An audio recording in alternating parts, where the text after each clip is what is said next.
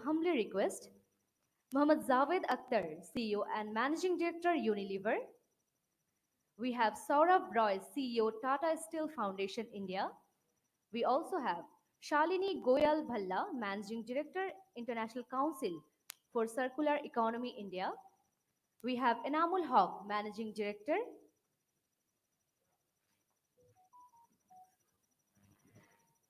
Client Coverage Bangladesh, Corporate Commercial and Institutional Banking, Standard Chartered Bangladesh. We also have Runa Khan, Director, Friendship NGO. She'll be joining with us in online. Dear speakers, I would like to call everyone on stage and take your seats. Thank you.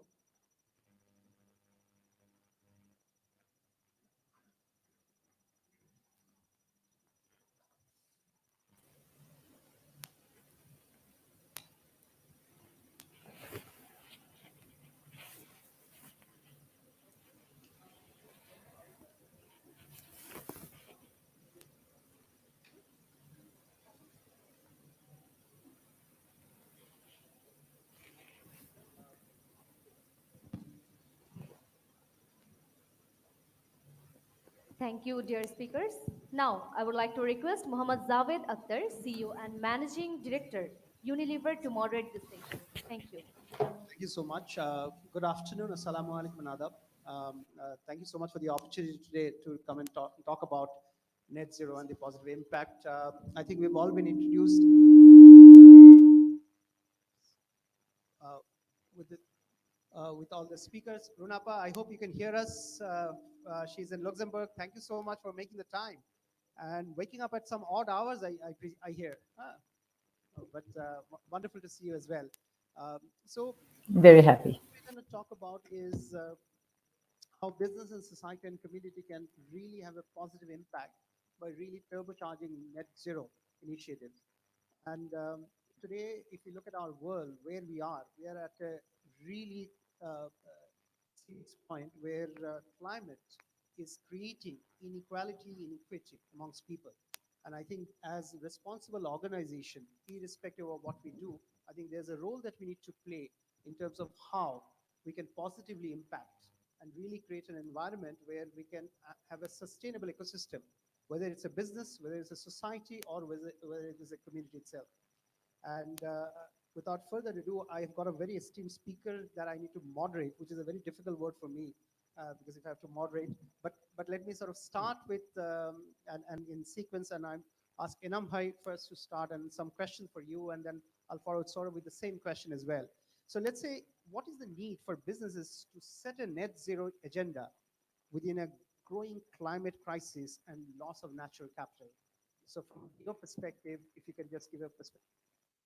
Uh, Thank you, Jad Bhai. Thanks to all the distinguished fellows and in the audience as well. I think is this most timely fashion chapter that we are discussing today, and it's an important session for all of us globally. To set in context for that, I think the climate change is a greatest structural change and challenge that we foresee in a foreseeable future. And I'm not going to give here today or tomorrow. It's going to continue for a while.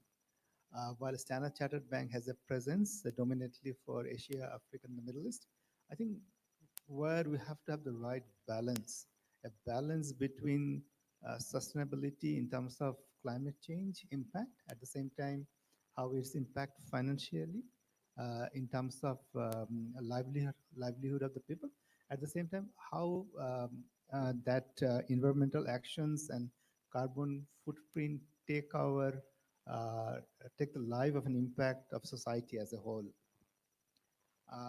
From the impact side of it, we see impact could be change of livelihood, change of economic turmoils, economic parameters, changes in GDP propositions. At the same time, we look at from the perspective of migration of the people. So from a country perspective, if we look at, we see cyclone each year for the due to impact of environmental will cost us about $1 billion each year.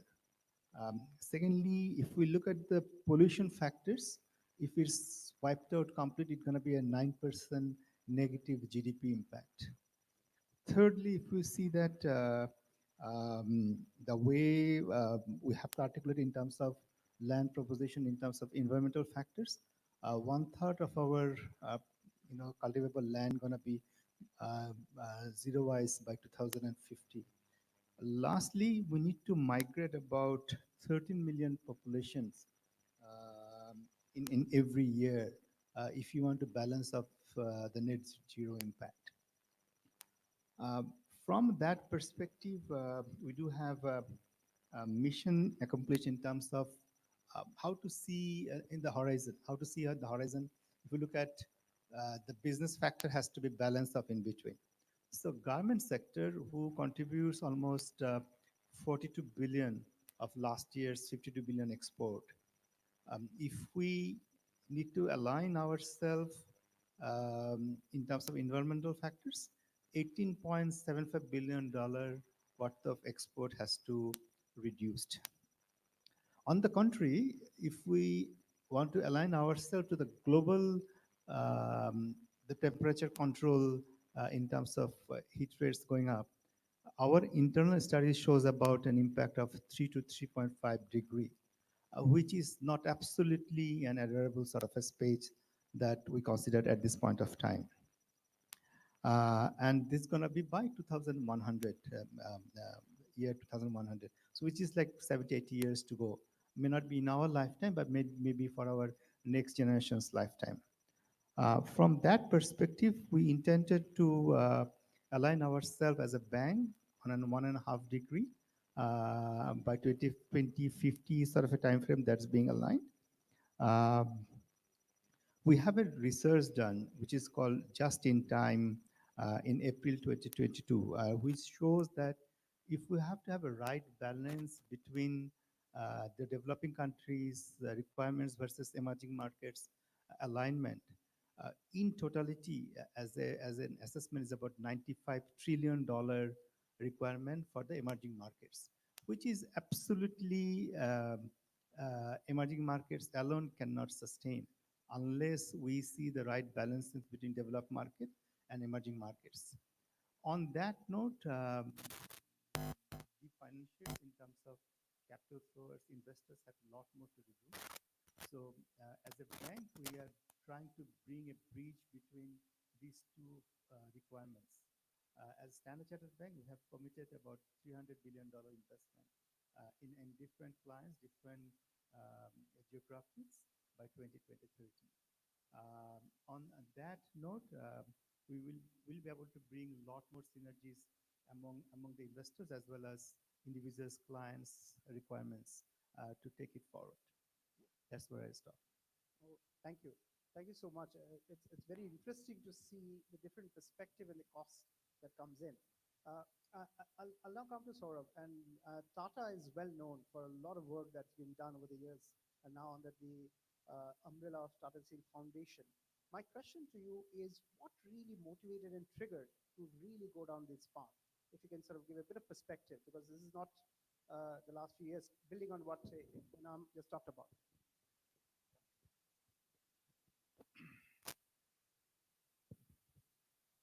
So thank you, Zaved. Very good afternoon to everyone and to my co-panelists. And it's an absolute delight to be hearing what I've been hearing since yesterday afternoon at the conference. Uh, see the climate crisis, the impact it has on communities. I think there's been a lot of conversation, and I don't think it's a new articulation. It's been around for some time, and for many of us who've been practitioners, it's been around. There are newer paradigms, newer models, newer lexicons that keep coming in, all of them quite relevant, and that's what's happening now. Uh, for us, I think when within the Tatas, I think this is my 14th year with the Tatas, and we've been brought up on that old maxim that community is the center of the very purpose for which an enterprise exists, and we see that in practice. One thing that really makes a difference is uh, it might sound very simplistic, but I've seen it play out, is commitment to, say, climate ambitions or community ambitions and the need to do something beyond just what your business can do and solve larger societal goals. The reason for doing that is just because it's the right thing to do, you know. And the reason I'm poking this out is because at some points, uh, when you walk down this path, there are areas of conflict. If you apply a risk framework to it, sometimes it won't fly a risk framework. If you apply a product framework to it, it won't apply to a product framework. So when do you take those stickiest decisions? And the one thing that enables it is just uh, understanding it's the right thing to do. We need to make it happen. A lot of us in this room are fairly fortunate to be here in terms of our circumstances and where we've come from. And how do you apply that education, that training, that skill sets into steering business in a certain direction? So that's one. Second, of course, I think there is an articulation of how do you look at this from a business sense in terms of what opportunities exist. Uh, to us, I think it makes a lot of sense to apply a business lens to this, because some of the solutions, this is a little like a movement, but a movement needs an institution to rest upon, right? I mean, movements may not last entirely, but institutions do. That's the role of businesses. So, applying the business lens makes a lot of sense. How do you make your product choices? How does one make technology choices? Our our nano story is fairly well known. Okay, I mean the jury's out on what kind of decision that was. Even now, I think I'm sure Shalini may have made note out of that. The steel recycling business that we've set up, which is probably the first of its kind at scale manufacturing circular business. So a business lens is applied. That makes a lot of sense in doing that. To me, four things that matter. The right thing first is DNA. How do you make sure that the conversation is happening at the right space? How do you create platforms where people can come and critique you also? And what happens is often in businesses, it's only now that they're waking up to what kind of talent allocation, what kind of know-how allocation are you making to that process. So for us, I think the moment it's the right thing to do, allocating the right talent, allocating the right people, allocating the right research potential, uh, recognizing that there are voices in the net zero argument which do not speak the language that you do, but it's very important to give them a podium, right? We've been talking of traditional knowledge. We've been talking of this thing. We currently, in the Tata Steel Foundation, we run a program called Samvad, which is probably the country's largest and most plural indigenous identity dialogue platform. And most of the stories that come, the feedback that we keep getting is this is one platform where you feel pride to be from an indigenous community. You're not looked at as a solution provider. You're looked at as someone who holds wisdom which I don't understand, right? And those things don't give quarterly results. So sometimes the toughest decisions are enabled by that, Zaved. So that's a short introduction as to why we do what we do. Well articulated. Sort of, I must compliment you. And the business case for a climate positive strategy is obvious, and it's so clear to all of us. But despite this being so clear, there are multiple cops that we have come out frustrated. Unfortunately, isn't it? Despite the fact the conversation that we're doing, and the reason I'm just saying is the lady behind you has been in multiple cops as well. And Runap, I'm coming to you obviously, and the question is, how do you, because I think sitting in this hall room, these are all converts. I don't think we have to convince ourselves why we need to do what we do.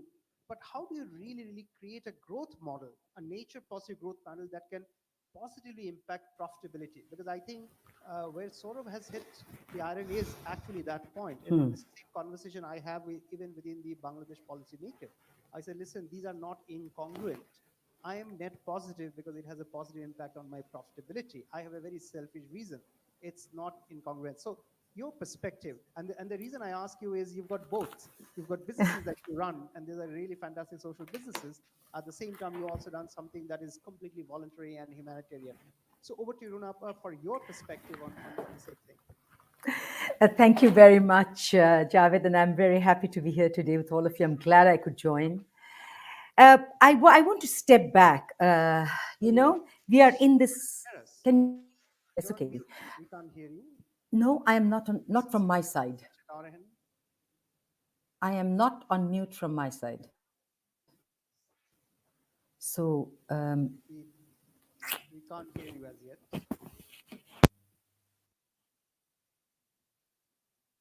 The team is also trying to. I am not. No, we can't hear you as yet. No. I am not on mute from my side. I'm so sorry, but I can hear you, and my audio is on, so I cannot understand. My I spent audio 4 years is of my on. life doing digital transformation, and I still struggle with these sort of things. Huh? So unfortunately, very Uh, basic things we always struggle. And my audio, turn on the audio. Can you hear me so we can hear now? you now. We can hear you a bit too much now. We'll order. Yes, but Runapa, we can hear you. We can hear you. I think it's the sound. But my apologies, because I was on. From my side, it's fine. I can hear you, and my video is my audio is on. But nevertheless, okay. Thank you very much. I'm very very happy that I could join, because it's been a bit of a challenge traveling and trying to join this very very important and great panelists here. So yeah, I want to step back a little bit. Step back, because let's say why is it uh, we do what we do on this planet? So if we are in a state where today the world is kind of divided into haves and have nots. Now, imagine a world where the haves are progressing and the have nots are moving down. This inequity of this world will not allow the haves to continue. It's very simple. And if that doesn't continue, be it businesses, be it normal life, be it the things we take for granted of the government providing things, healthcare is happening, the world will come to a standstill. And if you look at not today, and organizations and corporations don't look at quick fixes and quick wins, but look, if nothing, empathetically at not even, well, I would say not even empathetically, but selfishly, not at themselves, but at their great grandchildren. They still want their companies to exist. And if they want their companies to exist, it can only work if nature, biodiversity, the human beings are all brought on an equal platform. Of course, we need to definitely ensure, I mean, the world will always have people where there are those who are better performers, will do better, and there will always be those who are needing help. Agreed. But we cannot move and spoil everything around us for the sake of today. And I think this is the most important thing for us all to understand. There is all the corporates to understand. Unilever understands it. And I think you started all on the sustainable plan. There are many organizations in the world which are understanding. But the thing is, we don't have time, and it needs to be done fast. It's not an economic forum like Davos. COP is not an economic forum like Davos, where you can do the economics in 20 years' time, also something will happen. It's today. And therefore, I think companies needs to really, really not only do it themselves, but be the leader of changes for others, for ensuring that you can make the others understand the importance of it. We are community voices. Community voices, Friendship calls itself an SPO. We're a social purpose organization. We are a not non anything. We are not a non government organization. We work with the government. We work with the corporate sector. We are inclusive. And we are helping the world and organizations and the government to make the world more equal. This respect between different multi stakeholders, I think, needs to be a very important platform on which equity can happen. If there is no equity in, in the hearts of the leaders and in the hearts of organizations and corporates, that is where I think the first problem starts. The heart needs to change, and we're all responsible. You started, Javed, by saying that we are all in this room. We've all we are buy-ins on this already. We all are on the same platform. So we need to be that agent of change here. We need to ensure that our voices are heard with those who are not part of it, because we need to deeply understand we cannot move on and continue, even for our great grandchildren and grandchildren, even our children today, in a world where you are working and nature is getting spoiled. After all, this planet belongs to all of us. It belongs to all of us, be it nature, be it us. So we need to ensure that this equity is balanced not only amongst the communities, those impacted by climate, those who are the poor for other reasons, migration, whatever, and the companies and those who are the decision makers of this world. We need also to be at balanced and harmony with biodiversity, with life on the planet. And this means a deep responsibility of the usage of the fossil fuels that we do today. We need to ensure that companies move in where profit doesn't become the number one factor. Many companies is not number one, but now today it cannot be number two or number three either. It really needs to ensure that the front line is for the company's existence in 300 years, 200 years, and not today. And I deeply feel that unless we ourselves become the change makers, you as a company, Tata, I know I have been quoting Mr. Tata all my life, that the communities are the very reasons for our existence. And be it because at the end of the retail chain, it is them. And it is the same for us, for our organization and organizations like ours. At the end of the day, it is the retail, that one person which matters, that one life which matters. And unless we become the stakeholders and we do our responsibility as stakeholders, I think it's going to be extremely difficult. And having all the conferences, having all the cops and all these it's only part of a solution. We need to accept that solutions have to start, it has to happen, and it's not pilotitis projects, but projects which are working, which needs to be scaled and scaled very responsibly. And this is it's so much bigger than just one organization, one country, that the solidarity, the global solidarity, has to really take steps. Otherwise, I think it's going to be a world where we would not like to really exist, perhaps. So, thank you. No, no. Thank you so much, Runapa. Uh, I think there are two things I pick up, and I love this phrase that you've used, leaders of change. And I think all of us have this responsibility of being leaders of change. And the second one you talked about is heart. And I'll narrate a personal story that I have, and I always say, when I was growing up, my father's biggest worry was that he won't leave me behind any financial liability. Today, my biggest worry is not financial liability, and he didn't, by the way. He paid off all his debts before he passed away. But right now, my biggest worry is I've got two sons that I leave them behind in a climate debt. I honestly don't know Yes. how to solve for it. But as you rightly said, it is not one people, one person, but how collectively we really, really push this envelope, because this is exactly what it needs to be done. And it's a big thing, I know, but all of us have to do our own stuff.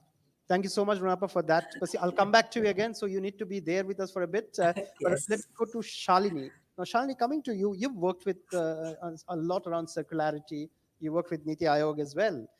Now, what are the areas or the opportunities that you see for global organization? And we talked about SCB and Tata today, and I know in Unilever we do a lot, but for many of us and many of our organization and companies today are becoming global. How do they really, really take initiative to become net positive? Thank you for that question. I believe you all from the corporate world has a better answer to give to this question. But at the same time, since you have put this question to me, uh, I think it all begins with willingness, which is the most important thing when we talk about net zero. Circularity, as such, is a little complex topic when we talk about it, because right now, if I look at economies worldwide, a lot of economies talk about recycling as circularity, which is, though used as an interchangeable term, it is not. Uh, but net zero certainly is a strategy that the corporate should look at, and I think is looking at. A lot of global corporates are definitely kind of looking at what transition they could make. One, it gives them a competitive advantage. Second is, I think, a lot of it comes from the willingness, as you said, Tata's is very well known for it. Uh, Third, also, is because the changing policy landscape is an extremely let's say enabling environment for the corporates to do that. uh, Also, then there is another very important factor is the global supply chains that needs to be mandated when you are covered under not only just one country's policies, but the international policies have to be looked at. So looking at that, when I see the corporates, I think few things that come to my mind towards managing it is definitely to know your waste streams. When I work with the corporates, what I see is most of the times, uh, I would talk particularly about India, the waste streams and the waste that they produce is not documented anywhere. I think the documentation does lack. So the awareness of what is being produced in the production houses is not known. Then we come to scope 1, 2, and 3 emissions. I think scope 1 and 2, now that ESG has been a part and has been regulated by SEBI, there are still, I think they're talking about scope 1 and scope 2, but when it comes to scope 3, I think again a lot of work needs to be done in that area, and it really needs to see how the entire supply chain management will be growing net zero, which is, I think, a humongous task, but somewhere down the line it will be very much required as well. Another important factor, as we know, is energy. And within energy, I see there is a lot of movement driven in India, particularly by our Honorable Prime Minister, towards the solar transition and renewable energy, focus on renewable energy. And I think corporates are responding to it very well. But since energy plays the major role, I think it is a positive. This is already moving in the positive direction. The next very important factor that comes to my mind is the wastewater, because uh, that is one area where I think stringent policies are still kind of need to be looked at. Uh, I would say specifically again for India, and since you mentioned that I work very closely with Niti Aayog as well, and I see how the policies are changing. One of the policy landscape change that uh, needs to be looked at is right now EPR is driving the entire market, which is end of waste life management. And if you really look at the EPR policy, it really talks about what happens to the product at the end of the life cycle. But is that what we are looking at? If you really need to work towards net zero, the focus should also shift from that end of life waste management to the production design phase. And I think that is one area where the corporates definitely need to work upon how to change the product designing, which is more environmentally suitable. And last but not least, I think corporates are playing a very important role through their CSR, the corporate social responsibility, towards creating an awareness. And I know Tata's has been doing a wonderful job. And thanks about this Samvad dialogue that you told. I was not aware of it, but this is definitely one very good initiative. I think the awareness that the companies needs to create amongst their consumers is another very, very important thing. So perhaps a lot of movement is already happening. A bit towards improving to the product design phase is something that I would say, and scope 3 emissions that needs to be focused on. Thank you. Great. Thank you, Shalini. Interesting the point that you made to know your waste tree. And I can tell you it was a reality for us a couple of years back when we started plastic collection. We really didn't know what was happening across the value chain. And surprisingly, neither did the overall ecosystem. And I can so much connect with that itself. And the second one you talked about is the competitive advantage it gives. And I'll tell you a story of competitive advantage. A lot of time, many of these initiatives we see, these are additional costs. And hence, even within the organization, you see barriers. But the moment you delink and unlock that, you will see quick adoption. In fact, even within my organization, I've seen when we've actually been able to crack the models, you've seen huge amount of adoption. In fact, very similar, I'm sure, technically, let's say in green financing, when you come into it, you will see huge adoption when you know that you're getting much more value. Now, coming on the topic of green financing, you know whom I'm coming next, but we've really talked about what. But I just thought now we'll move to a bit more around the how. that how do you really move this needle? And I know sort of you're very keen on that as well. So I'll come to you after that, but maybe starting with Nampai, you itself, that how do you really get into this how of doing it? And really some of this is where the rubber hits the road. This is where huge amount of cultural change required, a lot of resistance also within the organization as you make those changes. So over to you. Thank you, Jadbhai, and thank you, fellow panelists as well. So, all of you have highlighted in details the context of today's discussion topics. So, if I go on my personal background as well, and apart from what I like to highlight, I'm a banker for 24 years. So, and we are at the borrowed world of our kids. So, what we do, our future generation gonna have an impact onto that. So my father and my younger brother, both of them are PhD holders, and both of them are more of environmental scientists sort of an areas. I used to joke with them, what an area that you guys are focused on. But trust me, out of my 24 or so years of experience, probably I'm focused on greenery sort of things for the last 7, 8 years. And then that's an honest confession. Why I'm saying so, when I go to in the Bangladesh context, the river Buriganga, that I'm from Borisha. So when I used to go there, it has even a wider water body. The water level was so clean and others. If you go today, it's a so narrow passage, so shallow waters, and the quality of the water is so poor. So that's really heartbreaking. As a banker, we used to finance a hell lot of factories, and the waste management was the last part of our thought process, which got completely changed since 2013.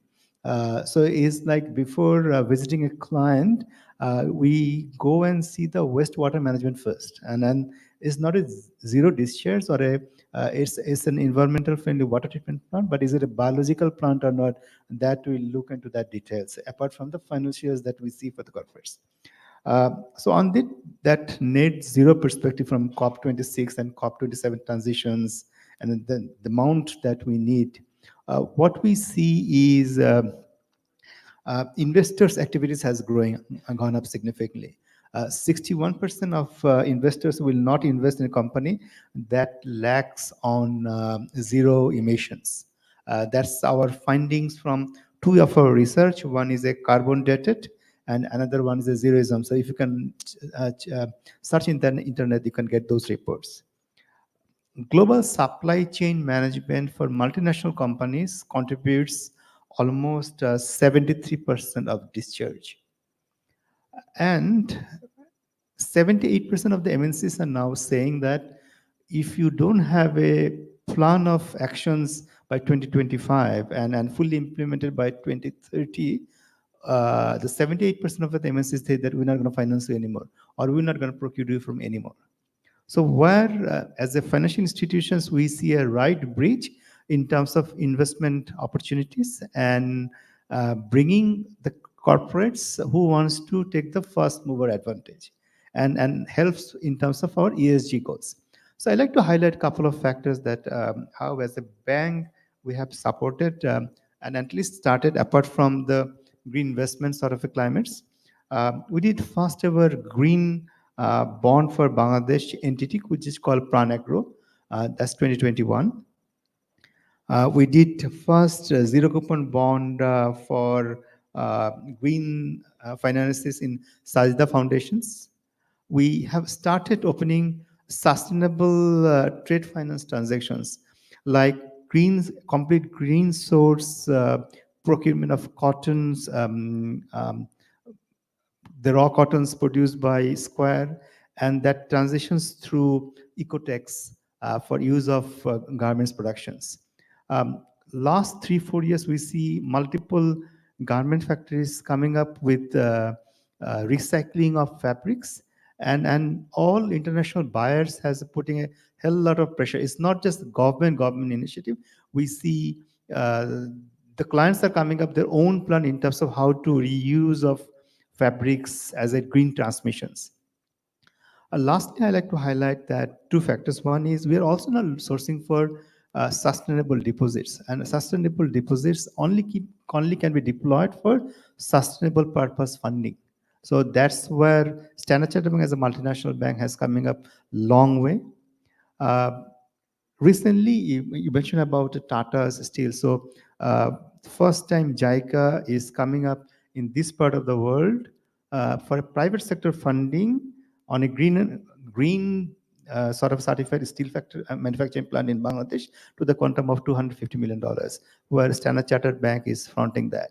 So it shows that if willingness are there, there is a way to look at it and profitably financially. In our recent summit in CXO summit, where Unilever and Parfait Van Melle was showing that how their product designing helping in terms of zero discharge going forward. So that's the way to look at it, and Standard Bank will be in the front in terms of financing such requirements. Great, thank you so much. Who could have thought of green bonds and green finance, let's say 20 years back? I couldn't, honestly. But I think some wonderful examples, definitely, and that's how we're moving the needle. So over to you also, just to give a perspective on this how, and how can you really speed it up? Uh, so thank you. I think the way green financing has actually leapfrogged and the kind of pressures that it's putting, I think it's a great spur for positive action, actually. So, uh, 4 points on this. I think, as I said earlier, this entire net zero, this narrative piece, or what we're doing from a societal perspective, is actually, it has to be taken as a movement which is predicated on an institution. That's where I was looking at. So the first one, as I said, is everyone's being very kind to the Tata story. We've also made a share of mistakes. We've also done this thing, but that's what it is. But when a lot of us look at it, the feeling that we have is the responsibility that 20 years hence, people have the same narrative about the Tata's the responsibility now is on us. So you have, leadership who understands, who's conscious. It's in the DNA. So first is, if you are looking at board level conversations, if you're looking at governance level conversations, are the conversations happening in all their, how does it put it, in all their aspects and not just in a very unidimensional manner? Does your board reach out to create capacity? Or do we just assume that because they're the board of a company, they're, uh, in Hindi, they say Sarvaguna Sampan, and does your board have the humility to do that? And we've seen our boards who do that. Also, one thing that has worked really well for us, you take the smartest people in your businesses, in your companies, and just put them out amongst communities and immerse them in create experiential pangs, and then the rest, basically it's a basic trust model. For us, what we do is we take the brightest talent that we have and take them out for at least 15 days, in unfamiliar communities, not to go and review an education program or not to go and review a health program, but just go and be and get those sensitivities, learnings, have an idea that there are people whose narratives are very different, and get them back and apply it, however, in your own way, in your circumstances, and maybe have policies which says that if you haven't done that, then you can't be elevated above a certain level in the company. Just hard code that a bit. So that's the DNA piece. The product choices, so that's one. Second is product choices. I think, what products you're getting into, etc. Processes. The waste tracking is a process. How do you look at business processes and sort of make sure that this is embedded in that? So we were speaking about discount rates in the morning. We mentioned hurdle rates. We came up with a carbon price, which is an internal hurdle rate for internal evaluation of capital investment projects. So any project which is more polluting than, say, other projects is more expensive on our drawing board before anyone else asks us. We're trying to do something similar from a social impact perspective, except that, social capital is a much tougher one to, get the economics around it correct. So how do you look at these processes? And the fourth one is everything that we have, know-how, resources, mandates, throwing them at solving larger societal issues, and just recognizing that, I think to borrow a phrase from Runaji over here is, unless you are conscious of the fact that there are people who are being left behind, significantly so, and and in doing whatever, taking up larger societal challenges, not just being bound by, to me, I mean, the collaboration is being spoken about. Large scale, fantastic collaboration doesn't happen when you just look 100 meters away from your business. You sort of, look outside and come back and do that. A big, from the climate perspective, a big one, since we mentioned dialogue and all, a big one to be the economic approach, and Professor Saab has been talking about it since yesterday, is how do you look at natural assets as public goods, right? So that's where the economic narrative is. But if you actually go and look at indigenous communities, you go and look at the administrators of natural assets, they don't look at it as public goods. So there's a behavioral dissonance with the economic model. And if you don't recognize that and try and solve some of these problems, and everyone is sort of clawing at one part of it. So how do businesses be conscious of this from the first point I made to actually throwing everything you have to sort of solve that? So that's what I had. Thank you. Thank you, sir. Very interesting perspective. And I think the point on solving the larger problem is so central. And I'll give an example where I know for a fact, and it's a sad example, where where there are ETPs being set up and ETP is not being run because the fine of ETP is cheaper than the cost of running. Now you can't, because you are not taking, and as Professor has talked about, because you see environment degradation as a public, yeah, as well, and don't look at it as a cost. So Runapa, next to you, I'm conscious, I know you probably have to run somewhere. Coming to you, as I said, we were talking about a how. Now coming from your angle itself, what are the nature positive business actions that you believe we can take more in terms of, and if you look at, there will be some people who are much more ahead of this curve. There will be some people who probably are beginners, and we need to take everybody along as well. So how do you really approach that? Okay, thank you very much. And I have really taken on, what are my panelists have said, Shalini with her work, and Shorav and Mr. Namul Haq. It's very interesting. You see, for me, it's always that when we go in for work, there are some things, if you work with verity, it's a natural process. Things become a natural process. For example, you take the values of friendship, which you know that I'm always at it. The values of friendship are not its limiting factor, it's the very essence on which it works. As a result, what happened? With solars, when I saw 1 million solar panel being put in, and everybody was doing a lot of solar panels, individual home systems. And these panels, at the end of the day, with batteries in the water, which I've seen with my own eyes, and 1 million solar panel is 2 days of energy of someone, use of energy of someone in Europe. I needed to totally revise, is this what I want to do? Even if we do millions and millions of solar panels, at the end result will neither be nature friendly, because it's only kind of a mark that we have done so much. And as a matter of fact, we become polluters because these batteries are not recycled properly. So we started the solar villages where we are responsible for the batteries, and we have an AC current link to the villages, and it works. We take care. When we speak about nature-based solution or locally led adaptation solutions, for me, these are all words. Because I'll tell you, if you want to do something properly, these are in the course of your work. They must come naturally to your work. When going along the river, we work on the rivers, and on the river, we see these fabulous cement flood shelters being built, and within 6 months fall into the water. Schools fall into the water. All the cement, everything, it all goes in. Where is nature-based solutions? Is that the right thing to do? A responsibility of the money, responsibility of the hope of the people, responsibility of ensuring safety, security, and leaving a path where people can turn around and say, that's an example. We are doing none of that. So we needed to do something where we needed to work in harmony in ensuring that the human rights or the trail of human dignity is ensured, and the trail of ensuring that we work with climate and not always force things against that climate is happening. So we have our plinths. Totally villages, people come in for security, safety, oval shaped, strong, so we are building like 20, 22 of these plinths. Everybody's taking shelter there, made by the community. Okay. Then we have our mangrove reforestation. When one looks, why I'm giving these examples is not because we are doing it, but it's because the way that the perspective in which one starts work. And this is something which Mr. Saurav also kind of said, how you start identifying the right project to do. So in the mangroves, for example, there is carbon sequestration. If that becomes your target, you don't need to invest anything.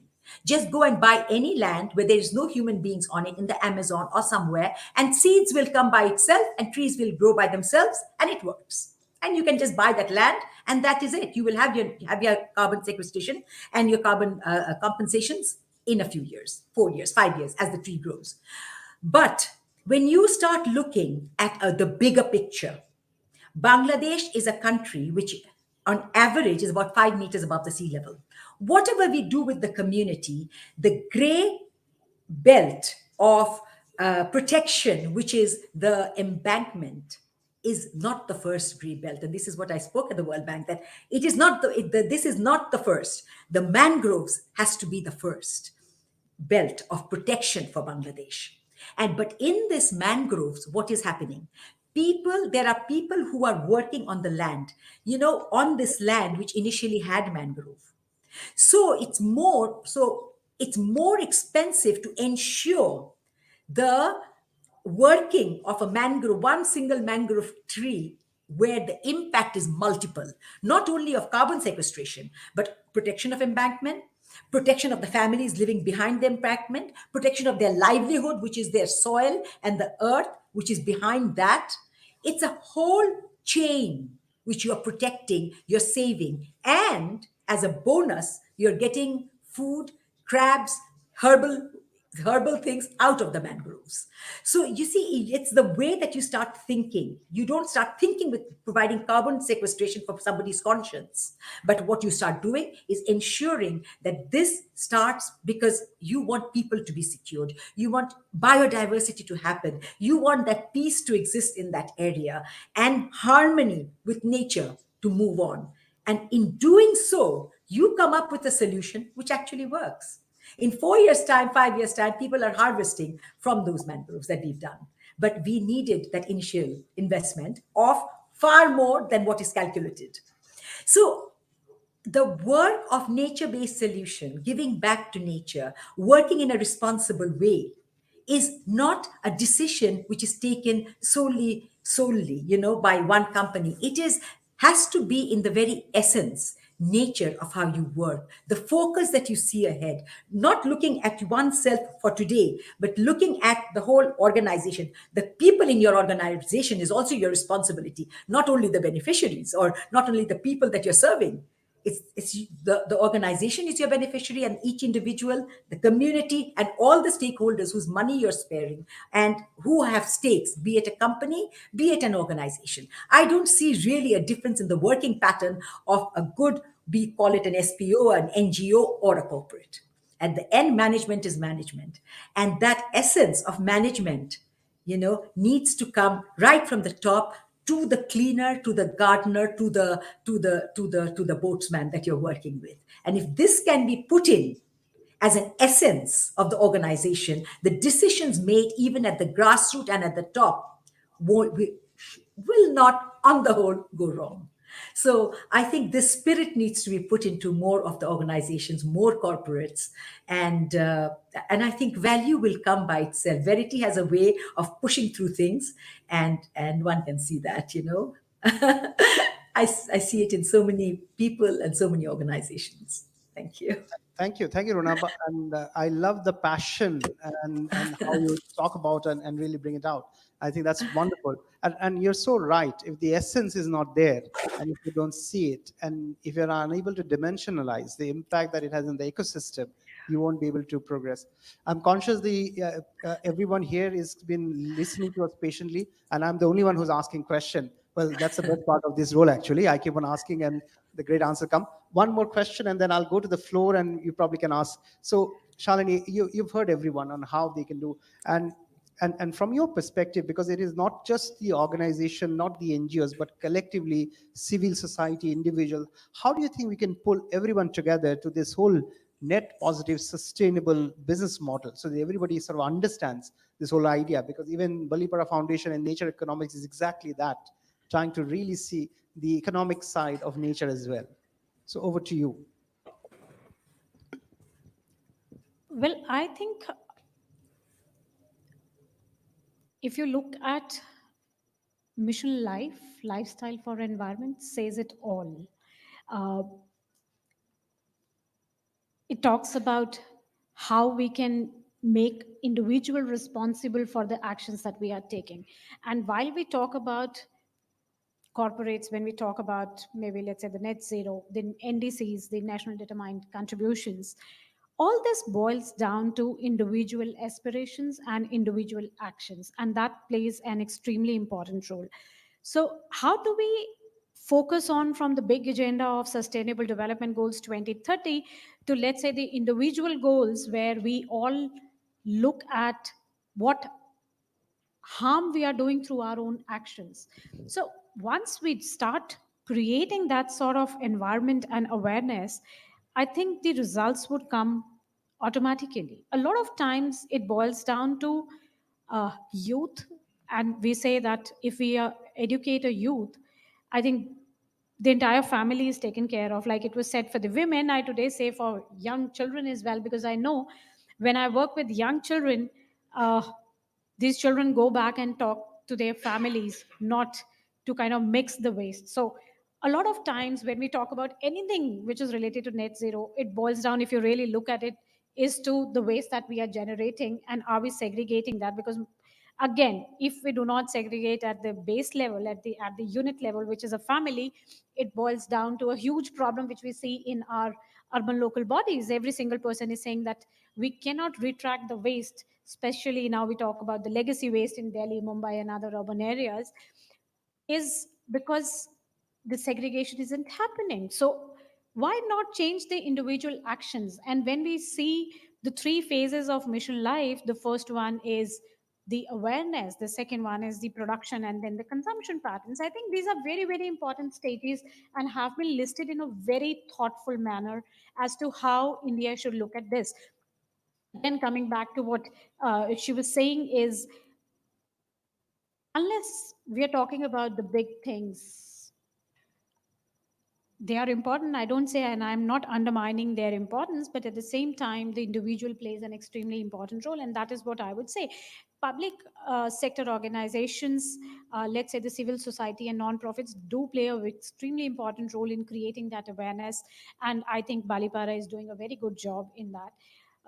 With that, I think many more organizations are working towards it, and involving youth, involving uh, the younger generation is the most important thing. I think another very important area that I would like to strategize is the focus on digitization of the things, which is again very important when we have a population of 1.4 billion people. Anything that we want to do at a grassroots level, maybe okay, we need decentralized systems. I totally agree with that. A solution, one solution doesn't fit all. India is such a diverse country, from Himalayan states to say the coastal areas. The problems are diverse, and so are the challenges. And I'm sure it poses a lot of opportunity for a lot of work that needs to go around. But at the same time, digitalization of things will kind of multiply the impact that we are trying to create. So that should be a focus areas. Impact investments, I'm sure you people are working on them, is a very, very important thing to play and see how this impact could be created. I'm sure Tata's is doing a wonderful job there, but a kind of a consortium, a kind of a platform that could help everyone to bring on one area where this could be multiplied is something I think is the need of the hour, and that could be one leading platform that could take place. Thank you. Great. Thank you so much, Shalini. And I love the fact that you talked about something very simple as education. And it is so true. And if I reflect where Bangladesh has come, so if you look at the move of its in human development index, has been large part of access to safe water, access to sanitation, lots of work happening around it in terms of eradicating polio, for example. And there's a huge amount of communication did. And I think the second point on digitalization sort of helps us in today's world, because you probably can multiply it in so many ways. Yeah, thank you so much. I think that was very wonderful. Now I'm coming to the audience because I've been asking all the questions and you've been patiently listening. Yes, firstly, the gentleman on the front, do you have can I ask a microphone for him, please? So that if I may request you to introduce yourself and the question, and if any particular individual. Oh, it's a small hall. You're right.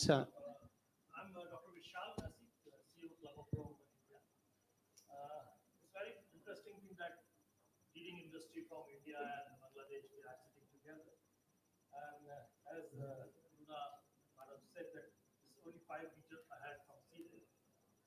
So, with the Indian context, I would like to say that our Prime Minister said the 2070 is a net zero.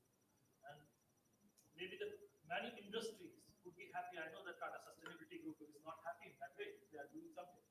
But if you will see that entire industry, steel industry in India is based on carbon. They are working on carbon. Carbon emission is big. And countries like Bangladesh and Sundarban area of India, they are the most vulnerable. The carbon which COP26 produce, it is not going to change the destiny of these kind of countries, or maybe the certain portion of Mumbai also.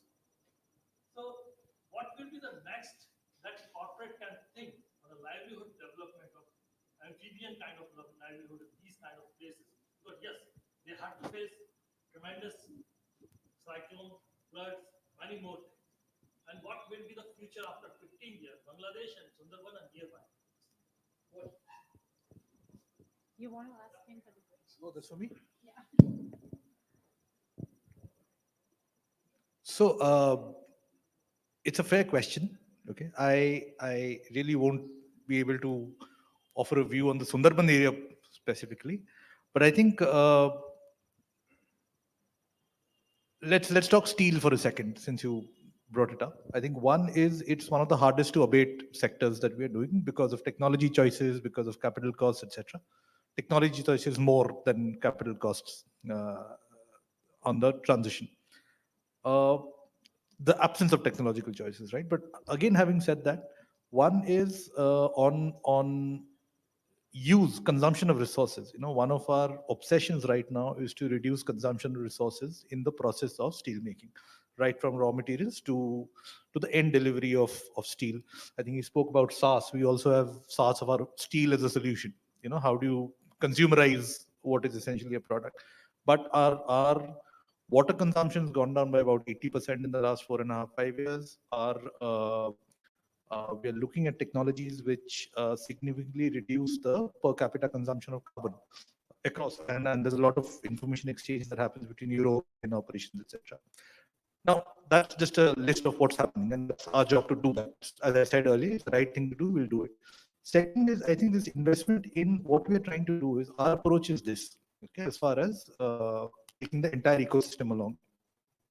Currently, just FYI, there are 4 species, including green species, that we are working on a conservation model, which is a community-led conservation model. There are large rewilding processes. We are acutely conscious that 10,000 trees don't make a forest. There is much more to a forest systems. What we are also realizing, and one of the, apart from all the initiatives, etc., that we will plan, what we are also realizing is something that I touched upon briefly, saying that the the custodians of ecology, so to say, are not the scientists of ecology, right? So there's a conversation that happens in conference rooms, that happens in conferences like these, which is very important. I was talking of Samvad, where the only reason we are doing that dialogue, we are asked that question repeatedly. What's the quarterly outcome of that? Kiska life badla? What happened? But that's not the, especially a Club of Rome kind of construct, right? You understand what I'm saying? The idea is, how do you get these perspectives which are not available in Excel sheets, which are not available in PowerPoints, which is basically wisdom for which you need to have the patience to understand, get out of your own shoes, hear them, listen to them, and understand what's being said. That to us is the magic pill that we are trying to look at, because wherever we've now, as Tata's, there's a whale shark story in Tata Chemicals in Mithapur that has played out quite well, right? There are some other efforts that we're doing. Wherever we are finding any success, limited success, etc., is this understanding of this large, that it's a very interdependent, interdisciplinary system, and we understand the we understand the nodes, but we don't understand the connectors, right? And the entire effort around Samvad is to look at what those connectors are. And I mean, just to give you a sense, I think through Samvad, 17 languages have got their first dictionaries, and their first fonts. There are, anyway, I mean, that's a list we'll discuss offline, not to, but to us, that's where the magic is, apart from everything else that we're doing. So That's what. Same thing for Sundarbans. A lot of the areas that you're talking about may not be tribal indigenous population in the true nature of things, but just an understanding that, I'm sorry, I'm repeating myself, but to me, that's the magic pill, and that's the one thing that's completely missing from the discourse right now. So that's where it is. Great, thank you. I hope that sort of answers the perspective. Romana, you speaker, why don't you? Thank you. This is a great discussion. I'm Gitika Goswami. I work for Development Alternative. I'm an AVP of Development Alternatives. My question, two questions. One is when we are talking about the net zero or net positive, the big companies are doing great jobs, okay? But my question is, what about the smalls, the micro enterprises? How are you really ensure that the micro enterprises, which are the kind of the supply of these big industries, how you make sure that they will be net zero? That's the big challenge. And my other question is about the finance, the same thing for the micro enterprise. When you talk about green finance, uh, all the big companies, you can say that, even the textile, the big one, they can do really good on the sustainability issues, on waste management and everything.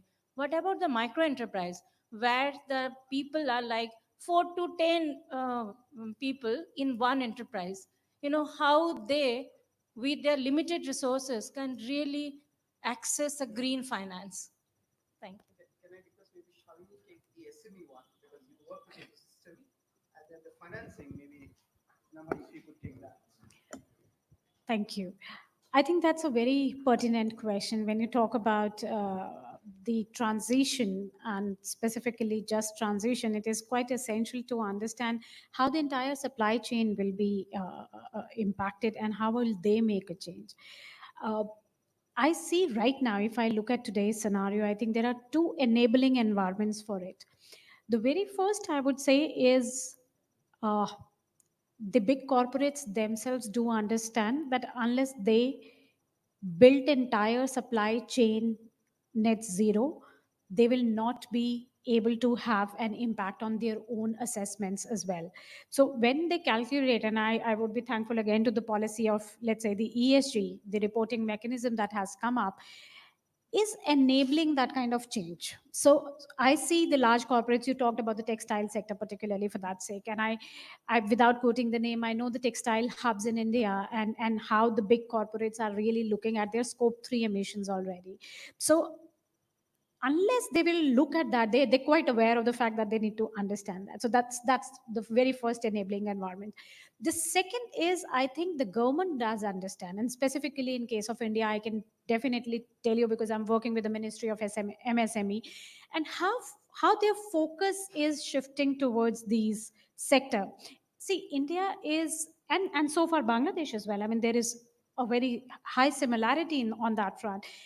We do understand that our major production houses come from the SME sector, not from the large corporate sector.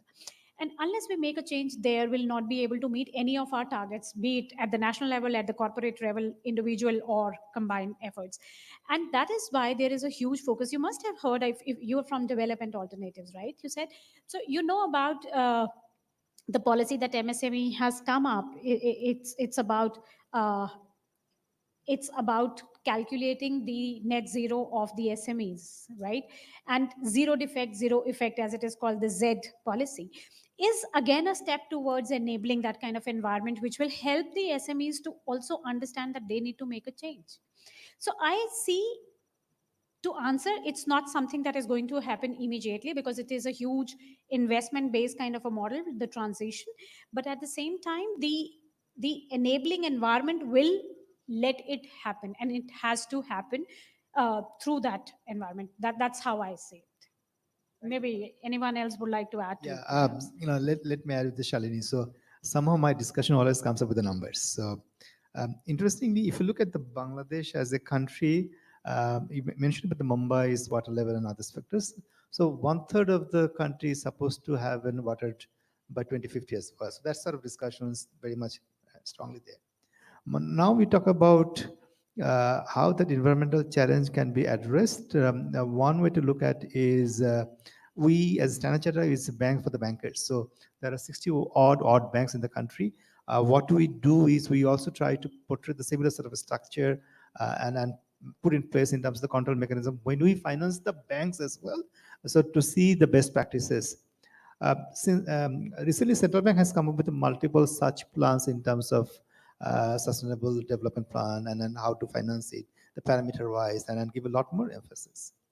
So if I'm good for the second part of your question that you have mentioned about the SME sort of a platform. So look, SME contributes about 28% of the economy, and an SME is a big supporter for the large corporates, including multinationals. What we see is Central Bank has recently came up with the 25,000 crore taka sort of a proposal where they're going to support SMEs, definitely to the banks, but especially focus on sustainable and greens focus. So that's definitely gives a lot more focus on SMEs to boost up.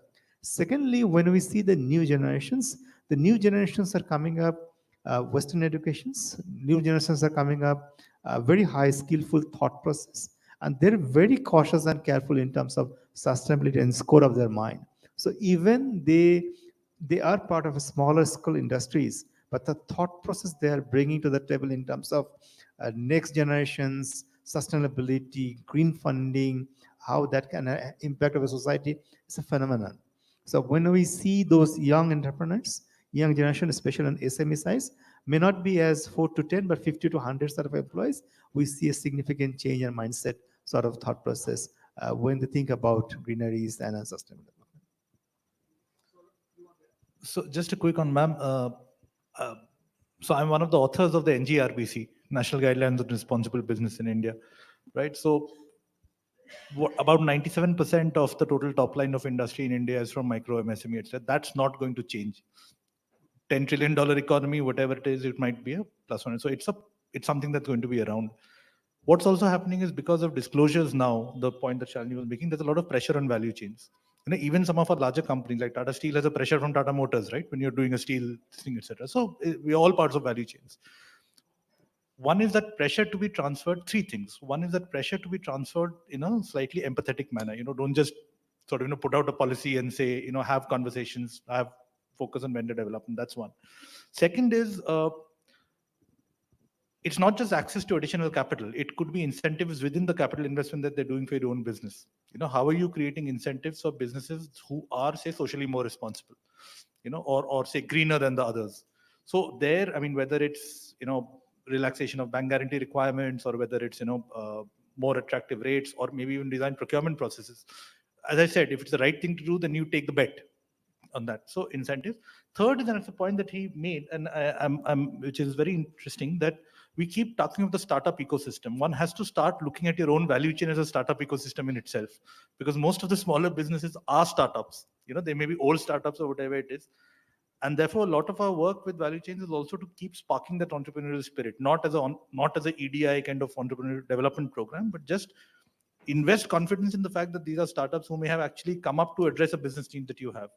So, but the second one is a very tangible one, where how are we designing a procurement process to incentivize the right investments? So these three things, ma'am.